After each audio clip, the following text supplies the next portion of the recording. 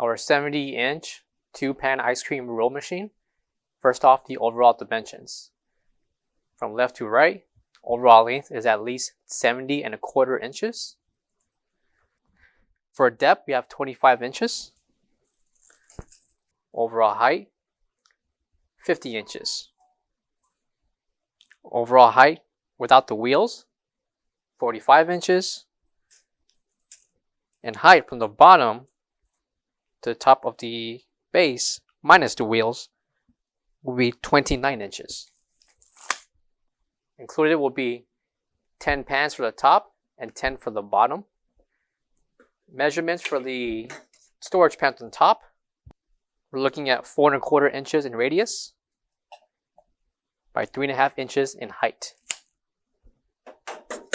That's the measurement for the pans, each of the 10 pans on top. And for the bottom,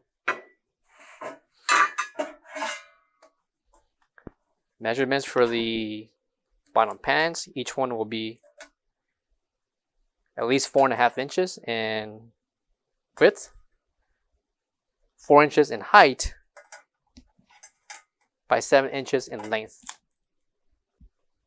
Measurements for the left and right pan, each one will measure 19.75 inches. Coming to the bottom, with the push of the tab, we'll unlock a compartment for storage. Left and right functions for the left and right pan to make your ice cream.